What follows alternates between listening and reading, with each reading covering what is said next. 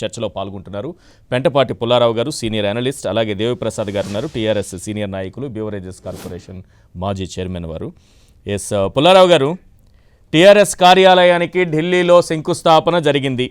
ఆ భవనం మామూలుగా స్టీలు, సిమెంటు, ఈ కాంక్రీట్తో పిల్లర్స్ వేస్తూ ఉంటారు. ఇది అలా వేసిన పిల్లర్సా, అలా వేయబోతున్న పిల్లర్సా, లేకపోతే పొలిటికల్ పిల్లర్స్ ఉండబోతున్నాయా దీనికి? పొలిటికల్ పిల్లర్స్ అన్నట్లేంటే ముఖ్యంగా ఏ రీజనల్ పార్టీ ఈ వేళ వరకు ఢిల్లీలో నేషనల్ ఆఫీస్ స్థాపించలేదు. వాళ్ళకి ఏ ఎంపీ ఇంట్లోనో ఏదో ఆఫీస్ తీసుకుని చేస్తా ఉంటారు. Congress party, BJP, communist party అంటే వాటికి నేషనల్ రిజిస్ట్రేషన్ ఉన్నది ఎలక్షన్ కమిషన్ తో. టిఆర్ఎస్ కి ఎక్కడ లేదు, బయట ఎక్కడ ఏ రాష్ట్రంలో అడుగులేదు. నేషనల్ పార్టీస్ అయితే అందరూ ఆఫీసులు ఢిల్లీలో ఉన్నాయి. 5 నేషనల్ పార్టీస్ ఉన్నారు, 5కి ఢిల్లీలో ఆఫీస్ ఉన్నది. కాంగ్రెస్, బీజేపీ, లెఫ్ట్ పార్టీస్ కి కొంచెం కన్సెషన్ ఇచ్చారు పూర్వం చరిత్ర గురించి, బీఎస్పీకి ఇచ్చారు. ఇప్పుడు టిఆర్ఎస్ ఏంటంటే తప్పకుండా ఇది పొలిటికల్ గా చిన్న రాష్ట్రం తెలంగాణ, మన మిత్రులు ఒప్పుకుంటారో లేదో 17 ఎంపీ 19 ఎంపీలు ఉన్నారు అనుకుంటా, 17 ఎంపీలు అంతే. సో చిన్న రాష్ట్రం కానీ పెద్ద అంబిషన్, పెద్ద అవసరం. హైదరాబాద్ పెద్ద సిటీ. తర్వాత 2018-19లో కేసీఆర్ గారు కూడా నేషనల్ పాలిటిక్స్ ట్రై చేసాడు. చాలా మందికి తెలియదు, చాలా సక్సెస్ఫుల్ అవ్వాడు. ఎందుకంటే కాంగ్రెస్ పార్టీకి లీడర్షిప్ ఇవ్వలేదు. అప్పుడు మమతా బెనర్జీ కూడా కాంగ్రెస్ ఫ్రంట్ జాయిన్ అవ్వలేదు. మమతా బెనర్జీ, నవీన్ పట్నాయక్, జగన్మోహన్ రెడ్డి, కేసీఆర్ గారు వీళ్ళంతా వేరే ఉన్నారు. సో కాంగ్రెస్ పార్టీకి ఇప్పుడు జాయిన్ అవుతారా? ఇది కాంగ్రెస్ పార్టీకి తప్పకుండా ఇదొక మెసేజ్. మీ నాయకత్వం మేము యాక్సెప్ట్ చేయలేదు, మేమే ఇక్కడ మీటింగ్లు పెట్టుకుంటాం అని. మమతా బెనర్జీ మొన్న మీటింగ్ లో సోనియా గాంధీ గారిని అడిగారు, వీళ్ళందరినీ ఎందుకు పిలవట్లేదు మీరు మీటింగ్లకి? కేసీఆర్, జగన్మోహన్ రెడ్డి, అరవింద్ కేజ్రీవాల్, నవీన్ పట్నాయక్ ఎందుకు పిలవట్లేదు? మీ నాయకత్వం కోసం చూసుకుంటున్నారు అని అడిగారు. సో ఇప్పుడు మనం రాబోయే రోజుల్లో చూసేది ఏంటంటే, నేషనల్ రోల్ అంటే కేసీఆర్ గారు ఏదో వేవ్ తీసుకొస్తారని కాదు, ఆయన ఒక వేరే ఐడెంటిటీకి అక్కడ కూర్చోవచ్చు. కాంగ్రెస్ కి సంబంధం లేదు, బీజేపీకి సంబంధం లేదు. సో ఆ లైన్ లో మనం చూస్తాం. అన్నిటికంటే ఇంకో చిన్న పాయింట్ చెప్తున్నా, ఈవేళ మనం తెలంగాణలో చూసేది ఏంటంటే కాంగ్రెస్ పార్టీ కొద్దిగా యాక్టివ్ అవి టిఆర్ఎస్ మీద ఫుల్ అటాక్ చేస్తున్నారు, మాటలతో అనుకోండి లేకపోతే పనులతో అనుకోండి. అది కూడా ఇప్పుడు ఆయన ఇక్కడికి వచ్చి కాంగ్రెస్ పార్టీని అటాక్ చేస్తే దేశం అంతా మెసేజ్ వెళ్తారు. సో కాంగ్రెస్ పార్టీ ఆలోచించుకోవాలి, తెలంగాణలో స్నేహంగా ఉంటారా, ఢిల్లీలో స్నేహం ఉంటారు? తెలంగాణలో విరోధం ఉంటే ఢిల్లీలో విరోధం ఉంటుంది. కాంగ్రెస్ పార్టీకి ఏం కావాలి? తెలంగాణలో విరోధం కావాలి, ఢిల్లీలో స్నేహం కావాలి. అది అవుతుందా? అదే ప్రశ్న. అంటే 2023-24 మధ్య కాలంలో పూర్తి స్థాయిలో కేసీఆర్ ఢిల్లీలోనే కూర్చుంటారు, ఇదే కార్యాలయంలో కూర్చుంటారు, అక్కడ నుంచే రాజకీయ కార్యకలాపాలు నిర్వహిస్తారు అని మనం భావించవచ్చు అంటారా? అస్సలు భావించుకోవచ్చు. ఆయనకి చాలా అడ్డాలు ఉన్నాయి. సెకండ్ టర్మ్ ఆయన పాపులర్ మనిషి కాదంటలేదు, పెద్ద సీనియర్ మోస్ట్ లీడర్ తెలంగాణలో కాదంటలేదు. కానీ కొంచెం నర్వస్నెస్ చూపెడుతున్నారేమో రాజకీయంగా. కానీ ఈ బిల్డింగ్, ఈ టిఆర్ఎస్ కార్యాలయం అనే బిల్డింగ్ పొలిటికల్ పిల్లర్స్ తో నిర్మిస్తున్నారని అంటున్నారు కదా? పూర్తిగా పొలిటికల్ పిల్లర్స్ అంటే అది సిగ్నల్. మేము కాంగ్రెస్ తో లేవు, మేము బీజేపీతో లేవు, మేము నేషనల్ పాలిటిక్స్ ప్లే చేస్తాం. ఇంకో చిన్న విషయం మీరు మర్చిపోవద్దు, నేను ఓపెన్ గా చెప్తున్నా, పొరపాటు ఏ నేషనల్ పార్టీకైనా మెజారిటీ 260-70 రాకపోతే ఆంధ్ర పార్టీ లాంటి పార్టీస్ కనుక వాళ్ళ చేతిలో ఉంటే చాలా ఇబ్బందులు వస్తాయి. కేసీఆర్ ప్లాన్ చేసేది ఎవరికి మెజారిటీ రాకపోతే ఆయనకు 10 ఎంపీలు 12 ఎంపీలు వస్తే బలంగా ఉంటుంది, మనం ఏదో చేసుకోవచ్చు, తప్పులేదు. పాలిటిక్స్ లో అది తప్పులేదు, ఆయన పాలిటిక్స్ ప్లే చేస్తా తప్పులేదు. కానీ ఇప్పుడు టూ ఎర్లీ, ఎంతవరకు దీని వెనకాల గాలి ఉంటుంది, ఎంతవరకు గాలి ఉండదు, ప్రజల పరిస్థితి ఎలా. తర్వాత మీరు అందరూ December 2023 ఎలక్షన్ అనుకుంటున్నారు తెలంగాణలో. నేను ఇంకా ఎర్లీగా పెడతారు, ఇంకో 6 నెలల ముందరకు వస్తారని నేను ప్రిడిక్ట్ చేస్తున్నాను. ఎందుకంటే 5 సంవత్సరాలు December 2023 అయిపోతాయి, 6 నెలల ముందర రావచ్చు. సో చాలా టెస్ట్లు ఉన్నాయి, ఆయనకి పరీక్షలు ఉన్నాయి. కానీ జాతీయ రాజకీయాలపైన ఆసక్తి ఎక్కువగా ఉందా లేదా కానీ లాస్ట్ అంటే మనం మొన్నటి వరకు మన 2019 ఎన్నికల సమయంలో చంద్రబాబు నాయుడు గారు ఎంతగా తిరిగారో మనం చూసాం. అంటే బీజేపీని గద్దె దింపాలి అనేటటువంటి ఉద్దేశంతో. ఆ పార్టీకి కూడా ఢిల్లీలో సొంత భవనం లేదు, సొంత కార్యాలయం లేదు. అంటే ఇది నేను ఒప్పుకోవట్లేదు. ఇది మంచి స్టెప్ అంటే కాదంటున్నా. మ్మ్. ఎందుకంటే బలం ఆయనకి తెలంగాణలో మ్మ్. బలం పెట్టుకోవాలి. బయట బలం ఏముంటుంది? 17 ఎంపీలు ఉండి బయట తగ్గిపోతే ఏముంటుంది? చంద్రబాబు నాయుడు గారు దేశం అంతా తిరిగి 3 ఎంపీలతో వచ్చారు, ఎవరు పిలవట్లేదు. మ్మ్. మీరు రాజకీయంలో నీకు మర్యాద లేదు, గౌరవం లేదు, స్నేహం లేదు, సంఖ్య ఉంటే పిలుస్తారు, లేకపోతే పిలవరు. సో మీరు అక్కడ ఇల్లు సేఫ్ గా చేసుకుని ఇక్కడ రావాలా? ఇక్కడికి వచ్చి ఎక్కడ ఏమైనా ఇల్లు సేఫ్ గా ఒక్క పాయింట్ మాత్రం ఉండాలి. మీరు 17 స్థానాల తెలంగాణను చూస్తున్నారు, కానీ లీడర్షిప్ అనేది అవసరం అని నేను చూస్తున్నాను. ఎట్లా చూడాలి ఈ రెండింటిని? అంటే లీడర్షిప్ అంటే ఎవరు లీడర్ కాదు. శరద్ పవార్ వెనకాల ఉంటే మమతా బెనర్జీ నడిపిస్తున్నారు. మమతా బెనర్జీ శరద్ పవార్ వాడుకొని ముందరకు వద్దామని చూస్తుంది. మమతా బెనర్జీ లీడర్షిప్ కావాలి. ఈవేళ చూసేది తప్పకుండా కేసీఆర్ మమతా బెనర్జీని ప్రిఫర్ చేస్తారు, కానీ కాంగ్రెస్ ప్రిఫర్ చేయదు కదా. కాంగ్రెస్ పార్టీ గవర్నమెంట్ ఢిల్లీలో ఫామ్ చేస్తే కేసీఆర్ కి తెలంగాణ రాష్ట్ర సమితికి ఎంత కష్టం వస్తుంది? విపరీతమైన నష్టం వస్తుంది. కాబట్టి ఆయన బలం ఉండాలి. కాంగ్రెస్ పార్టీ ఆయనతో స్నేహంగా లేదు కదా. కాంగ్రెస్ పార్టీ కనుక ఢిల్లీలో ఏదో కోలేషన్ క్యాప్చర్ చేస్తే పవర్ బ్రహ్మాండమైన ఇబ్బంది వస్తుంది. కాబట్టి ఎన్నో ఆలోచనలు ఉంటాయి, సలహాదారులు ఆలోచనలు ఇస్తారు. కానీ ఇది ఒక పెద్ద రిస్కీ స్టెప్. దీంట్లో రిస్క్ కూడా ఉన్నది. అక్కడ ఫెయిల్ అవుతే ఇక్కడ ఏముండదు. ఇంకా తెలంగాణలో సక్సెస్ ఉండాలి. నవీన్ పట్నాయక్ ఢిల్లీ రాడు, బలంగా కూర్చున్నాడు. అందరికీ కావాల్సిన పెళ్లి కొడుకు నవీన్ పట్నాయక్. ప్రధానమంత్రి ఎప్పుడైనా వస్తాడు. ఎవరో ఆయనకి ఏమంటారు, బయటికి రాడు, అక్కడే కూర్చున్నాడు, సైలెంట్ గా ఉంటాడు, ఎక్సైట్మెంట్ లేదు, క్వైట్ గా ఉంటాడు. చూడండి, 25వ సంవత్సరం వస్తుంది ఆయనకి పదవిలో. ఒరిస్సా లాంగ్వేజ్ రాదు, ఒడియా మాట్లాడలేదు, ఇంగ్లీషే మాట్లాడగలదు. ఆలోచించాలి. సో మనకి శబ్దం కావాలా, రిజల్ట్ కావాలా? శబ్దం కూడా కొంచెం ఉండాలి, కానీ శబ్దాన్నే యాక్షన్ అనుకుంటే భగవద్గీత చెప్పినట్టుగా యాక్షన్ ఇన్యాక్షన్ అనుకోకూడదు. శబ్దం యాక్షన్ అనుకోకూడదు. యాక్షన్ వేరే, శబ్దం వేరే. నేను వస్తాను మీ దగ్గరికి. అంటే ఇక్కడ కేసీఆర్ ఆధ్వర్యంలో ఒక కొత్త ఫ్రంట్ ఏర్పాటయ్యి జాతీయ రాజకీయాలపై వైపు ఆయన వెళుతారా అన్నది ఒక పాయింట్, లేదా జాతీయ రాజకీయాల్లో ఆసక్తి కలిగి ఇతర ఫ్రంట్లు ఏమైనా కొత్తవి ఏమైనా వస్తే వాటిలో కలిసి సాగుతారా? 2 పాయింట్స్ ఉంటాయి. వాటిని మాట్లాడే ముందు ఒక్కసారి దేవిప్రసాద్ గారితో మనం మాట్లాడదాం. దేవిప్రసాద్ గారు, ఢిల్లీలో నిర్మిస్తున్నటువంటి టీఆర్ఎస్ కార్యాలయం, ఇది పార్టీ కార్యాలయమా, జాతీయ రాజకీయాల కార్యకలాపాల కేంద్రమా అంటే ఏం చెప్తారు? ఈశ్వర్ గారు నమస్కారం, పుల్లారావు గారికి నమస్కారం. ఇది తెలంగాణలో ఢిల్లీలో తెలంగాణ భవనం ఏర్పడడం అనేటువంటిది ఇది తెలంగాణ జన నినాదంగా మనం భావించాలి ఈశ్వర్ గారు. ఎందుకంటే మీరు ఇంతకుముందు అన్నారు ఇది పొలిటికల్ పిల్లర్ తో నిర్మిస్తా ఉన్నారు, కాంక్రీట్ తో కానని. ఇది ఇప్పుడు ఈ రోజు నిర్మితమవుతున్నటువంటి భవనం తెలంగాణ ప్రజల ఆకాంక్షలతో, అట్లాగే సుదీర్ఘ కాలం జాతీయ పార్టీలు పరిపాలించినటువంటి భారతదేశంలో మౌలిక సౌకర్యాలు కల్పించలేక పేదలను మరీ పేదలుగా మార్చినటువంటి విధానాలకు ప్రత్యామ్నాయ విధానాలు కావాలనే ఆంక్షలతో వేస్తున్నటువంటి పిల్లర్ గా మనం భావించాలి ఈశ్వర్ గారు. డెఫినెట్ గా ఇవాళ తెలంగాణ రాష్ట్ర సమితి చరిత్రలో ఇది ఒక చారిత్రక ఘట్టం. ఎందుకంటే పుట్టిన 2 రోజుల్లోనే పార్టీ చనిపోతుందని, ఎదగదని, తెలంగాణ నినాదం గల్లీకి నుంచి ఢిల్లీ దాకా పోదని రకరకాలుగా భావించినటువంటి వాళ్లకు ఒక రణ నినాదమై తెలంగాణ సాధించి ఇలా ఢిల్లీలో గులాబీ జెండా ఎగరేయడం అనేటువంటిది ఇలా ప్రతి తెలంగాణ బిడ్డతో పాటు దేశవ్యాప్తంగా ప్రత్యామ్నాయ విధానాల కోసం ఆలోచిస్తున్నటువంటి వాళ్ళందరికీ కూడా ఒక దశ నిర్దేశించేటువంటి ఒక కేంద్రంగా డెఫినెట్ గా మారబోతుంది ఈశ్వర్ గారు. అందుకే అంటే ఈ భవనం అనేటువంటి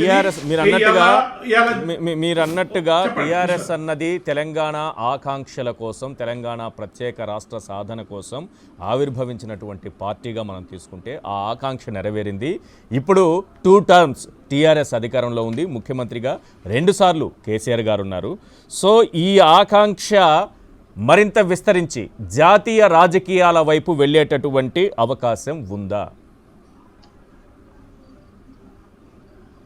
డెఫినెట్ గా ఈశ్వర్ గారు, ఎందుకంటే తెలంగాణ అనేది భారతదేశంలో అంతర్భాగం. ఈరోజు తెలంగాణ రాష్ట్రంలో పేద ప్రజలందరికీ కూడా అనేక సంక్షేమ పథకాలు ఇస్తున్నటువంటి రాష్ట్రంగా తెలంగాణ రాష్ట్రం ఒక గొప్ప రాష్ట్రంగా ఇలా దేశంలో నిలిచింది. మొన్న నీతి ఆయోగ్ కు సంబంధించినటువంటి ప్రశంసలు కూడా మీరు చూసారు. Yes. చిన్న రాష్ట్రమైనప్పటికీ నిధులు తక్కువ ఉన్నప్పటికీ కూడా అనతి కాలంలోనే ఒక బ్రహ్మాండమైనటువంటి అభివృద్ధిని సాధించిందని నీతి ఆయోగే ప్రశంసించినటువంటి నేపథ్యాన్ని చూసాం. ఇలా తెలంగాణ రైతు బంధు తీసుకుంటా ఉన్నాడు, 24 గంటలు విద్యుత్ తీసుకుంటా ఉన్నాడు, అవసరమైనటువంటి నీటిని పొందుతా ఉన్నాడు. మిగతా రాష్ట్రాల్లో పుట్టినటువంటి రైతులకు ఆ పాపం ఎందుకు ఈశ్వర్ గారు? డెఫినెట్ గా దేశవ్యాప్తంగా ఉన్నటువంటి రైతులకు అందరికి కూడా రైతు బంధు లాంటి పథకం రావాలి, 24 గంటలు విద్యుత్ రావాలి, అవసరమైనటువంటి నీటి సరఫరా చేయాలి. ఇది పాలకుల కనీస కర్తవ్యంగా మారాలని తెలంగాణ రాష్ట్ర సమితి భావిస్తుందనడంలో ఎటువంటి అతిశయోక్తి లేదు. ఇది దేశవ్యాప్త స్కీమ్ గా మారాలి. ఇలా దళితులకు దళిత సాధికారికత కోసం ఇలా 10 లక్షలు ఇచ్చి ఎక్కడ కూడా 26% ఉన్నటువంటి దళితులకు కూడా ఇంప్లిమెంట్ చేయడానికి సాహసించినటువంటి పాలకుల ముందు ఇలా దళిత బంధు అనేటువంటి ఒక ఎజెండా పెట్టి దళితులకు సాధికారికత కోసం పనిచేయాలని చెప్పి ఇలా ఏకంగా 10 లక్షలు గ్రాంట్ గా ఇస్తున్నటువంటి ఏకైక రాష్ట్రం తెలంగాణ రాష్ట్రం. అట్లాగే ఇవాళ షాదీ ముబారక్ కావచ్చు, కళ్యాణ లక్ష్మి కావచ్చు, ఇవాళ కాళేశ్వరం లాంటి అద్భుతమైనటువంటి ప్రాజెక్ట్ నిర్మాణం కావచ్చు, ఇవన్నీ కూడా దేశవ్యాప్తంగా ఉన్నటువంటి రైతుల్లో ఒక కొత్త ఆశల్ని చిగురింపజేస్తున్నది ఈశ్వర్ గారు. డెఫినెట్ గా తెలంగాణలో ఉన్నట్టు మహారాష్ట్రంలో కూడా ఉండాలనేటువంటి డిమాండ్లు ఇలా దేశవ్యాప్తంగా వెల్లివిరుస్తున్నటువంటి సందర్భంలో ఈ భవనం నిర్మాణం కావడం, తెలంగాణ ఒక రోల్ మోడల్ గా, తెలంగాణ ఒక అభివృద్ధిలో ఒక గొప్ప విజన్ గా ఇలా దేశవ్యాప్తంగా ఉంటుంది. ఇతర రాష్ట్రాల్లో ఉన్నటువంటి మంచిని గ్రహించడానికి కూడా, మంచి పథకాలని తీసుకోవడానికి కూడా, మంచి పరిపాలన తీసుకోవడానికి కూడా ఒక కేంద్రంగా ఇది విరాజిల్లుతుంది. అయితే దేశ రాజకీయాల పట్ల నిజంగానే ఆసక్తి ఉంటే టీఆర్ఎస్ కి, ముఖ్యమంత్రి కేసీఆర్ గారికి ఉంటే 2023-24 మధ్యకాలంలో పూర్తి స్థాయిలో ఢిల్లీలో కూర్చొని దేశ రాజకీయాల పట్ల, నేషనల్ పాలిటిక్స్ పట్ల పూర్తి స్థాయిలో దృష్టి కేంద్రీకరిస్తే రాష్ట్రానికి సంబంధించి దేవిప్రసాద్ గారు, రాష్ట్రానికి సంబంధించి ఈ రాజకీయాలను, ఇక్కడ పరిపాలనను ఎవరు చూస్తారు? దేవిప్రసాద్ గారు. ఒక్కటి నేను ఈశ్వర్ గారు, ఇప్పుడు మాకు రాజకీయాలు, ప్రధానమంత్రి సీటు, ఏదో హోం మంత్రి సీటు, ఈ సీట్ల మీద మా యావ కాదండి. మా యావంతా కూడా దేశవ్యాప్తంగా ఉన్నటువంటి రైతులందరిలోనూ, ప్రజలందరిలోనూ ఒక చైతన్యం వెల్లివిరవాలి. 7 దశాబ్దాలుగా ఈ రాష్ట్రాలను పరిపాలిస్తున్నటువంటి అనేక పార్టీలు కనీస విషయాలను కూడా గ్రహింపు చేసుకోకుండా పేదల్ని మరింత పేదలుగా మార్చినటువంటి పరిస్థితి, రైతును మరీ దీనంగా మార్చినటువంటి పరిస్థితి. ఇక్కడి నుండి పరివర్తన చెందాలనేటువంటి రాజకీయాల మీద మాకు మక్కువ ఎక్కువ, కానీ ఇలా ప్రధానమంత్రి సీటు మీద మక్కువ అనేటువంటి విషయం కాదు. అది కాదు. ఇక్కడ ఒకవేళ జాతీయ రాజకీయాలపైన దృష్టి పెడితే, జాతీయ రాజకీయాలపైన దృష్టి పెడితే రాష్ట్రంలో ఇక్కడ పార్టీ విషయం కానీ లేకపోతే పరిపాలన విషయం కానీ ఎవరు చూసుకుంటారో అనేది నా ప్రశ్న. డెఫినెట్ గా ఆయా సందర్భాలు వచ్చినప్పుడు పార్టీ గౌరవ ముఖ్యమంత్రి గారి నాయకత్వంలో నిలబడుతుంది. అద్భుతమైనటువంటి నాయకత్వం ఉంది మాకు. నాయకత్వం రెండవ తరం నాయకులు, అద్భుతమైనటువంటి నాయకులు అనేక మంది ఉన్నారు. గౌరవ ముఖ్యమంత్రి గారి కేసీఆర్ గారి నాయకత్వంలో డెఫినెట్ గా కేసీఆర్ గారు నిర్ణయించినటువంటి నాయకుడు తెలంగాణలో. మళ్ళీ కేసీఆర్ గారి నాయకత్వాన్ని ముందుకు తీసుకుపోయి మా కేసీఆర్ గారి నాయకుడు రేపు జాతీయ స్థాయిలో అప్పటి పరిస్థితులు ఏముంటాయి 2 సంవత్సరాల తర్వాత, అప్పుడు ఏముంటది అనేటువంటి సందర్భం ఆలోచించినప్పుడు ఇటువంటి ప్రశ్నలకు సమాధానం వస్తుంది ఈశ్వర్ గారు. ఇప్పుడు మా కేసీఆర్ నాయకుడు, అటు దేశ రాజకీయాల్లో నాయకుడు ఆయనే, రాష్ట్ర రాజకీయాల్లో నాయకుడు ఆయనే. రైట్. టీఆర్ఎస్, మనం జాతీయ రాజకీయాలపై టీఆర్ఎస్కి, ముఖ్యమంత్రి కేసీఆర్కు ఉన్నటువంటి ఆసక్తి గురించి మనం మాట్లాడుతున్నాం. పెంటపాటి పుల్లారావు గారితో మాట్లాడదాం. పుల్లారావు గారు, ఇప్పటికే బీజేపీ అంటే ఎన్డీఏకు వ్యతిరేకంగా ఒక కొత్త కూటమి కావాలి, మమతా బెనర్జీ ఇప్పటికే తిరుగుతూ ఉన్నారు, ఇటు ప్రశాంత్ కిషోర్ ఒక లీడ్ తీసుకొని తిరుగుతూ ఉన్నారు. సో ఈ పరిణామాల నేపథ్యంలో కాంగ్రెస్ పార్టీ నుంచి లీడర్షిప్ ఉంటుందా, ఉండదా? ఇది ఒక అనుమానం. ఇప్పటికీ అందరూ యాక్సెప్ట్ చేస్తారా సోనియా గాంధీనో రాహుల్ గాంధీనో అని అంటే అది ఒక అనుమానం ఉంటుంది. ఇప్పుడు మనమంతా మాట్లాడుకున్నట్టుగా టీఆర్ఎస్కు జాతీయ రాజకీయాల పట్ల ఆసక్తి ఉంటే ఇప్పుడు కేసీఆర్ గారు దీన్ని లీడ్ చేస్తారా, లేకపోతే కొత్త కూటమిలో ఒక భాగస్వామిగా వెళ్తారా? ఎలా ఉండబోతుంది? ఎందుకంటే ఆయన ఫెడరల్ ఫ్రంట్ పేరుతో లీడ్ చేయాలనే చూశారు గతంలో. లీడ్ చేయటం అంటే ముందలే కూర్చొని నాకు పదవి కావాలంటే ఎవరు ఒప్పుకోరు. ఉమ్, లీడింగ్ ఫ్రమ్ ద బ్యాక్, వెనకాల నుంచి నాయకత్వం చూపెట్టవచ్చు. అంటే అందరూ కలుద్దాం, ముందరికి వెళ్దాం, నాకు నాయకత్వం అక్కర్లేదు అని చెప్తే అందరూ వస్తారు. ఆయన ఒకసారి మంత్రిగా ఉన్నప్పుడు షిప్పింగ్ పోర్ట్ఫోలియో ఇచ్చి ఎవరో కావాలంటే వదిలేశారు. మన్మోహన్ సింగ్ చాలా గొప్పగా చేసేది ఉన్నారు, మీరు మర్చిపోవద్దు. సో ఆయన నాకు నాయకత్వం కావాలి ఇమ్మంటే సరిపడదు. ఉమ్. దేశ రాజకీయాలు యునైట్ చేయడానికి కొత్తగా అంటే దిగారు. ఇక్కడ రెండు పాయింట్లు తీసుకుందాం ఇక్కడ. ఒకటి నాయకత్వం వహించడం, ఒకటి ఒకవేళ ఆ కూటమి అధికారంలోకి వస్తే ఎవరు ప్రధానమంత్రి కావాలనేది రెండో అంశంగా తీసుకుందాం. నాయకత్వంకే పరిమితం అవుదాం. ఒకటి ఏ కూటమి జాయిన్ అవుతాడు? ఒకటి కాంగ్రెస్ యూపీఏ జాయిన్ అవుతే అక్కడ టిఆర్ఎస్ కాంగ్రెస్ మర్జ్ అయిపోతారా? తెలంగాణలో ఒక అదృష్టం అఖిలేష్ యాదవ్ కి, లాలూ యాదవ్ కి ఏంటంటే కాంగ్రెస్ పార్టీ ఉత్తరప్రదేశ్ లో లేదు, బీహార్ లో లేదు, గొడవ లేదు. తెలంగాణలో కాంగ్రెస్ బలమైన ఫోర్స్, రెండో ఫోర్స్ గా ఉన్నది కాబట్టి అక్కడ అడ్జస్ట్మెంట్ అవుతాయి కానీ ఇక్కడ అడ్జస్ట్మెంట్ అవ్వదు. ఆయన ఢిల్లీ వచ్చి ఇక్కడ నాయకత్వం తీసుకుంటున్నానంటే కాంగ్రెస్ తో మాత్రం కలవటం కష్టం. కాంగ్రెస్ ఒప్పుకోవాలి. ఇంకా టిఆర్ఎస్ ని మేమే నాయకత్వంగా తెలంగాణలో చూస్తున్నాం, మమతా బెనర్జీని ఎలాగ బెంగాల్లో, ఆ పార్టీ తగ్గిపోవాలి. అక్కడ పిసిసి ప్రెసిడెంట్ అందరూ సైలెంట్ అయిపోవాలి. కానీ కాంగ్రెస్ పార్టీ సిద్ధంగా ఉన్నదా? వాళ్ళు సిద్ధంగా ఉంటే జాయిన్ అవుతారు. ఎప్పుడైతే వాళ్ళకి రాష్ట్రంలో కుదరలేదో ఢిల్లీలో కుదరదు. సో ఈయన వేరే ఫ్రంట్ కాకుండా నేను ఉన్నా, non Congress, non BJP, non Congress అంటే రాహుల్ గాంధీ నాయకత్వం లేకుండా ఉంటే చాలా మంది అరవింద్ కేజ్రీవాల్ కూడా కలవటానికి రెడీగా ఉన్నారు. సో మన కాంగ్రెస్ నాయకత్వం తగ్గిపోతుందా? మమతా బెనర్జీ కూడా అదే వచ్చింది కదా, తగ్గాలి, మీరు తగ్గాలి, మీరు తగ్గితే మిగతా వాళ్ళు వస్తారు. కానీ ఇక్కడ ఇంకొక పాయింట్ ఉంది, ఆసక్తికరమైన అంశం పుల్లారావు గారు. కాంగ్రెసేతర, బీజేపీయేతర అంటే రెండు జాతీయ పార్టీలు కాకుండా ప్రాంతీయ పార్టీల కూటమి వచ్చే అవకాశం ఏ మేరకు కనిపిస్తోంది? చాలా ఉన్నాయి, చక్కటి అవకాశం ఉన్నది. అందరూ ఎవరు, ఎందుకంటే ఏ రాష్ట్రంలో వాళ్ళు బలంగా ఉన్నారు. టిఆర్ఎస్ తెలంగాణలో ఉన్నది, అఖిలేష్ యాదవ్ ఉత్తరప్రదేశ్ లో ఉన్నది, లాలూ యాదవ్ బీహార్ లో ఉన్నది, మమతా బెనర్జీ బెంగాల్. సో ఎవరికి ఏం ఇబ్బంది లేదు, అసలు ఈ కూటమి కూడా అక్కర్లేదు. ఎవరు బలంతో వాళ్ళు చేసుకుంటా వస్తే గొడవలేదు. మమతా బెనర్జీ ఒక చిన్న మాట కూడా చెప్పారు, మనం అందరం కలవాలంటే ఏ పార్టీ నంబర్ 1 గా ఉన్నదో ఆ రాష్ట్రంలో మిగతా పార్టీలు తగ్గిపోవాలి. దాని అర్థం ఏంటి?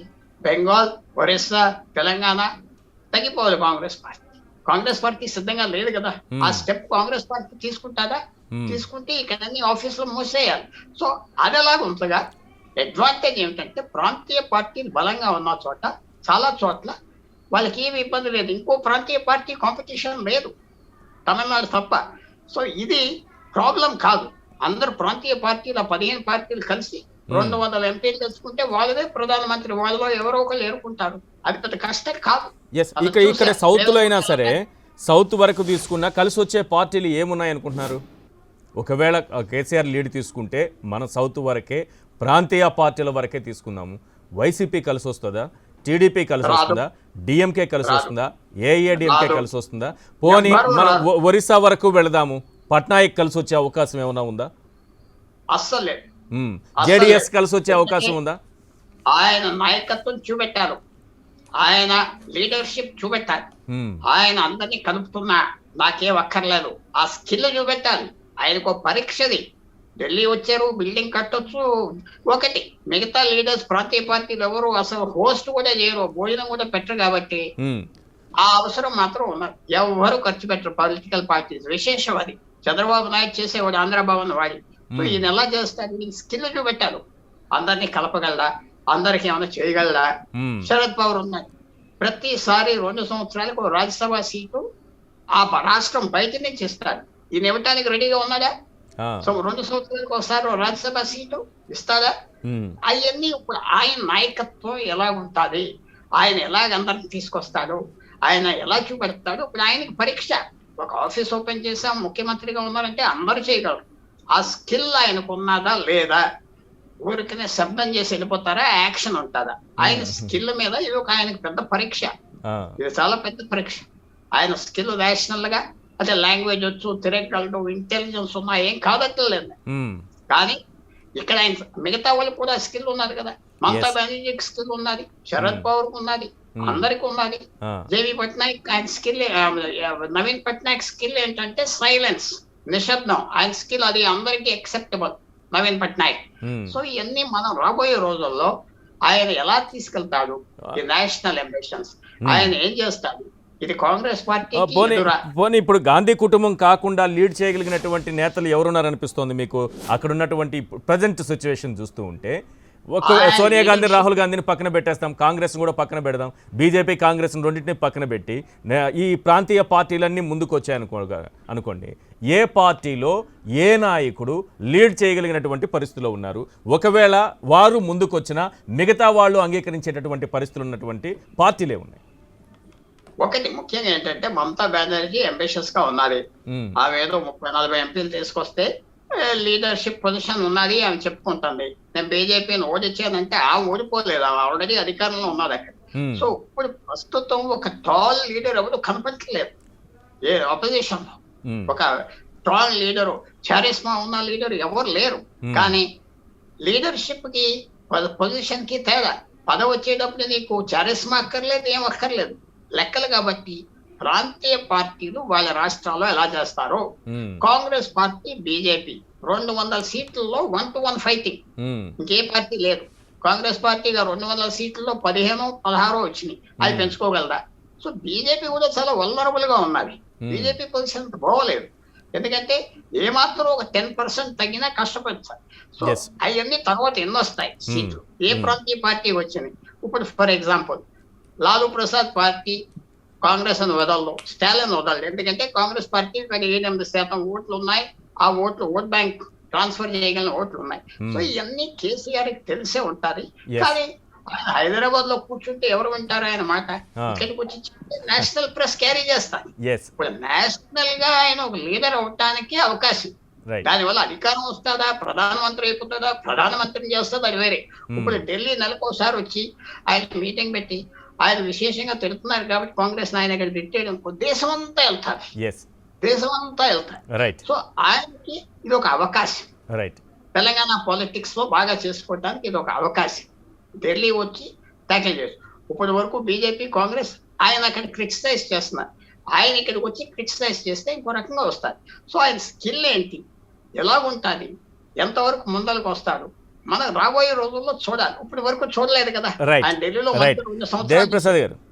దేవిప్రసాద్ గారు, చివరిగా ఒకటి చెప్పండి. ఫెడరల్ ఫ్రంట్ పేరుతో గత ఎన్నికల సందర్భంగా అంటే 2019 సమయంలో కేసీఆర్ గారు కాస్త యాక్టివ్గా జాతీయ రాజకీయాల పట్ల ఆసక్తి చూపినటువంటి అంశాన్ని మనం చూసాం. ఇప్పుడు అదే ఫెడరల్ ఫ్రంట్ పేరుతో మళ్ళీ యాక్టివ్ కాబోతున్నారు నేషనల్ పాలిటిక్స్లో అని అనుకోవాలా?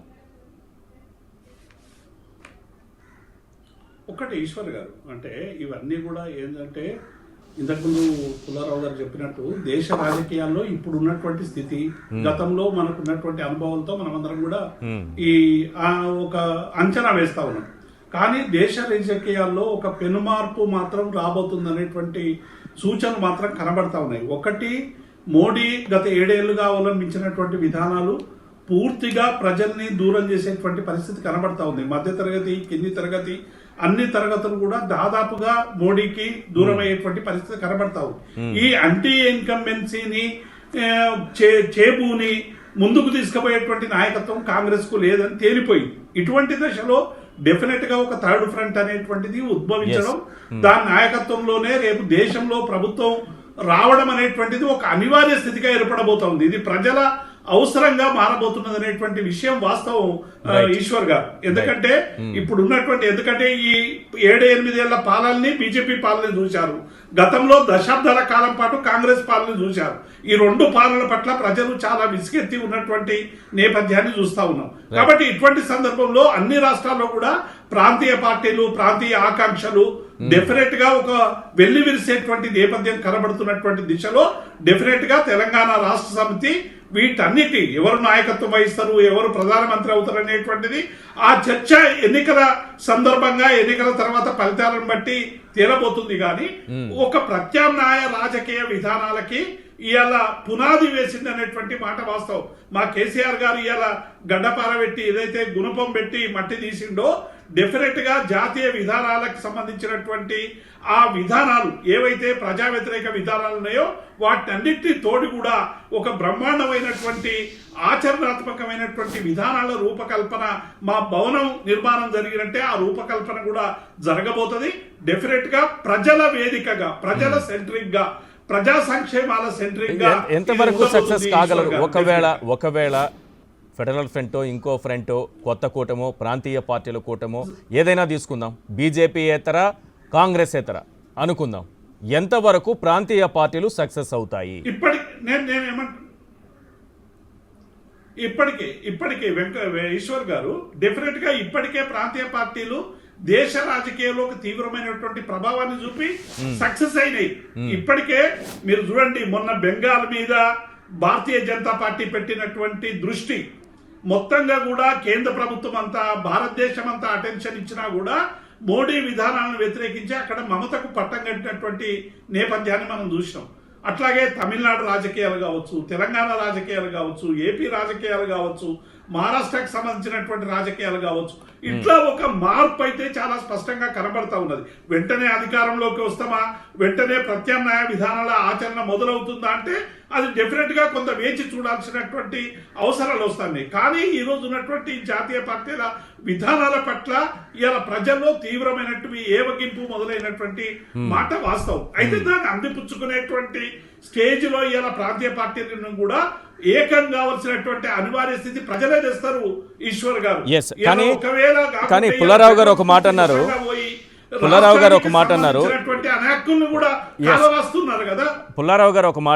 2023 డిసెంబర్ వరకు ఎన్నికలు జరిగే అవకాశం ఉంది తెలంగాణలో. కానీ మరో 6 నెలలు ముందుగా, అంటే గతంలో 6 నెలలు ముందుగా జరిగింది, మళ్ళీ 6 నెలలు ముందుగా మళ్ళీ ఎన్నికలు జరిగితే 2023 జూన్ జూలైలో ఎన్నికలు జరిగే అవకాశమే ఉంటే ఇన్ కేస్ ఈ ఎన్నికలు ముగిసిన తరువాత కేసీఆర్ గారు ఢిల్లీ పాలిటిక్స్ మీద, అంటే 2024లో జరగబోతాయి కాబట్టి అప్పుడు ఢిల్లీ రాజకీయాలపైన దృష్టి పెడతారని అనుకోవాలి. దానికోసం ముందస్తుకు వెళ్ళేటటువంటి అవకాశం ఉందనుకోవాలి. ఢిల్లీ రాజకీయాల మీద ఇప్పుడు నేను ఎంతసేపు మనం చర్చ అంతా ఎక్కడికి తీసుకొస్తున్నాము ఈశ్వర్ గారు, మళ్ళీ ప్రధానమంత్రి కుర్చీకి తీసుకొస్తున్నాం. అట్లా కాదు, విధానాల్ని నేను అంటున్నది ఆ కుర్చీని పక్కన పెట్టదు, ఆ కుర్చీని పక్కన పెట్టద్దాం, మళ్ళీ ఆ కుర్చీని పక్కన పెట్టేద్దాం, ఆ కుర్చీని పక్కన పెడదాం, ప్రధాని సీట్ని అక్కడ పక్కన పెట్టేద్దాం, ఎవరు కూర్చుంటారు ఏంటనేది పక్కన పెడదాం. 2023లో ముందస్తు ఎన్నికలు వస్తే 2023 జూన్ జూలై కల్లా తెలంగాణ రాష్ట్రంలో ఎన్నికలు ముగిసిన తర్వాత కేసీఆర్ గారు పూర్తిగా జాతీయ రాజకీయాల వైపే ఉంటారా? మళ్ళీ ఏడాది పాటు సమయం ఉంటుంది సార్వత్రిక ఎన్నికలకు? అది నా ప్రశ్న. డెఫినెట్ గా ఈశ్వర్ గారు తప్పకుండా వారు దృష్టి పెడతారు. ఇలా దేశవ్యాప్తంగా కేసీఆర్ గారు జాతీయ రాజకీయాల మీద దృష్టి పెట్టాలనేటువంటి డిమాండ్ పెరుగుతూ ఉంది.